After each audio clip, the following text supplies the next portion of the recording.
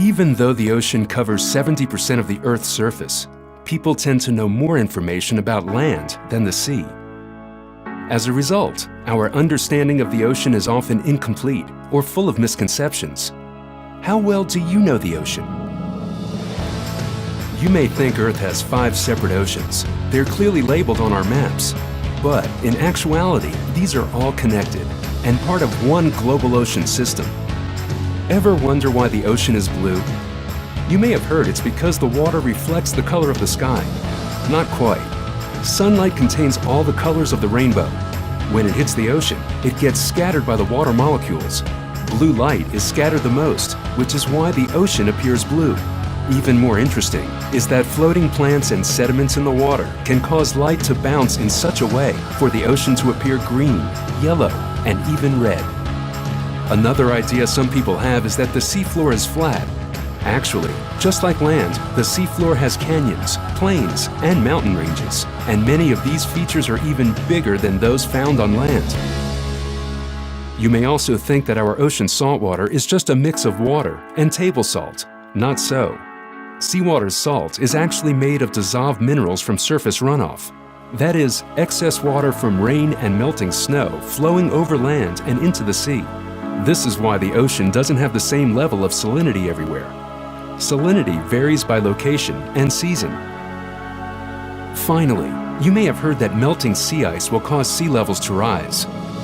In reality, sea ice is just frozen seawater, and because it routinely freezes and melts, its volume is already accounted for in the ocean.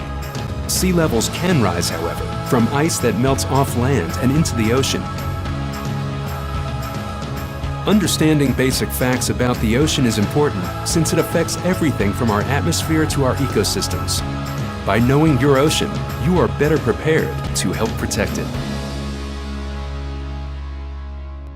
The deep ocean, a place so different, filled with strange life forms.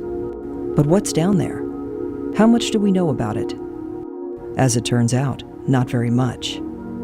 95% of the ocean remains unexplored, most of which is considered the deep ocean.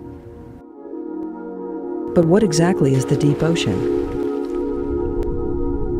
The first 200 meters of the ocean are the open ocean. Much of the marine life we know of lives here, where there is light. Below 200 meters, where there is little light left, you enter the twilight zone. Once you pass 1,000 meters, the water is completely devoid of light, and you have reached the deep ocean. Down here, temperatures plummet to 39 degrees Fahrenheit and constantly stay near freezing. The pressures at these depths range from about 40 to over 110 times the pressure of Earth's atmosphere. But how could anything thrive in these conditions? It was originally thought that life cannot survive without light.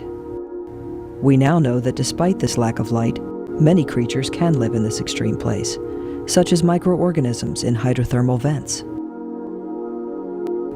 deep-sea corals, fish, and many other bizarre creatures. Exploring the deep ocean is challenging because of the harsh conditions, but marine scientists are on a mission to document new species in this unusual place. Hi, I'm Dr. Edie Witter. I'm a deep sea explorer. I'm also the CEO and senior scientist of the Ocean Research and Conservation Association. And I am absolutely passionate about bioluminescence, which is what we're going to be talking about today. Bioluminescence is cold light made by animals, and most people are familiar with fireflies, and there are a few other land animals that can make light, but in general it's pretty rare on land. What most people don't realize is that it's the rule rather than the exception in the ocean. So all of the things that animals have to do on land, animals in the ocean have to do. They have to be able to find food, they have to be able to find mates, and they have to be able to defend themselves against predators. Well, bioluminescence plays key roles in all of those things. So they can use the luminescence to attract food to them, and they do it in a bunch of really interesting ways. Or they can use it to be able to see their food. So a lot of them have built-in flashlights under their eyes that they can see with. So it gets used for finding food, for finding and attracting mates, and then it gets used a lot for defense. And they'll release particles or just luminescent slime into the face of a predator. There's some that use it as a way to communicate the fact that they taste bad, I'm poisonous, don't touch me or you'll be sorry. Some that use it in something that's called a bioluminescent burglar alarm. And these are some of the most spectacular displays, because if you're caught in the clutches of a predator, your only hope for escape may be to attract something bigger that will attack your attacker. That's the same reason that birds and monkeys have fear screams. They use them to attract something bigger that will attack their attacker. And so the really, really bright, flashy displays are basically a scream for help with light. And that amazing light show, that's going to attract attention from a long way around, seen by predators from hundreds of meters away that would come in to find something tasty to nibble on. So we know that the animals have evolved it in order to help them survive. And the reason that there are so many animals in the ocean compared to on land that make light is because there's no trees or bushes for animals to hide behind out there. And yet prey need to be able to hide from their predators, and predators need to be able to sneak up on prey.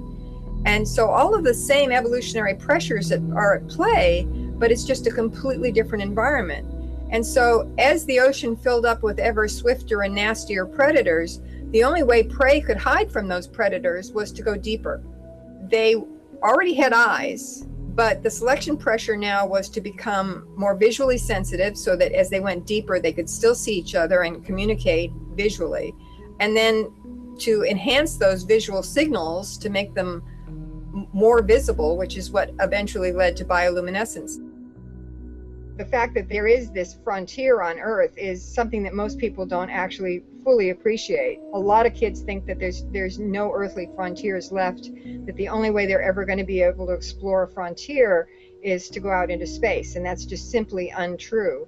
I get the appeal of wanting to go explore Mars, but honestly, I can't imagine that anything you could find there could even remotely compare to the things that we're finding in the ocean. These animals are crazy. I mean, they just have all kinds of weird adaptations that we don't understand even the first degree in some cases, because we know so little about that environment.